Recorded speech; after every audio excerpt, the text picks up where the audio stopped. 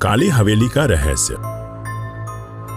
उत्तर भारत के एक छोटे से गांव के किनारे एक पुरानी टूटी फूटी हवेली खड़ी थी जिसे लोग काली हवेली के नाम से जानते थे।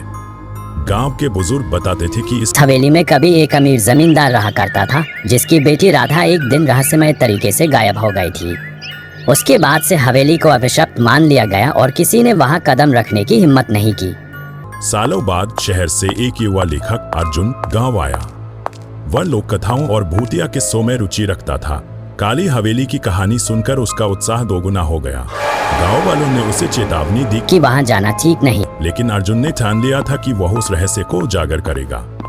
अगली रात अर्जुन एक टॉर्च और कैमरा लेकर हवेली की ओर चल पड़ा। हवेली की दीवारें काई से ढकी थी और हवा में अजीब सी गंध थी। जैसे ही वह अंदर दाखिल हुआ, हवा का रुख तेज हो गया और दरवाजा खुद ब खुद बंद हो गया। अर्जुन थोड़ा सहमा लेकिन आगे बढ़ता रहा। कमरे की दीवारों पर धूल जमी हुई थी, लेकिन एक कोने में उसे एक पुराना दर्पण मिला।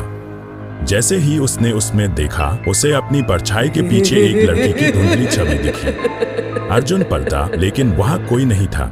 अचानक उसे किसी के रोने की आवाज सुनाई दी। वह आवाज हवेली के तहखाने से आ रही थी। हिम्मत जुटाकर वह नीचे उतरा। तहखाने में एक छोटी सी कोठरी थी जहां एक लड़की सफेद साड़ी में बैठी थी। उसकी आंखें सूनी और चेहरा निस्तेज।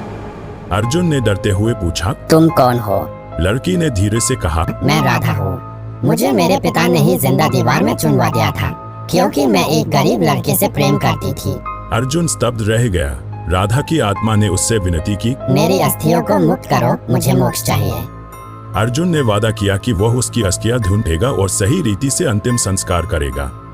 अगली सुबह अर्जुन ने गांव के पुजारी और कुछ लोगों की मदद से तहखाने की दीवार तोड़वाई।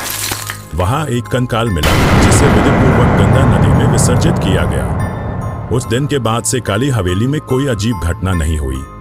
अर्जुन ने इस कहानी को किताब की शक्ल दी, जिसका नाम रखा काली हवेली का रहस्य। किताब बहुत प्रसिद्ध हुई, लेकिन अर्जुन को सबसे ज्यादा संतोष इस बात का था कि उसने एक आत्मा को मुक्ति दिलाई थी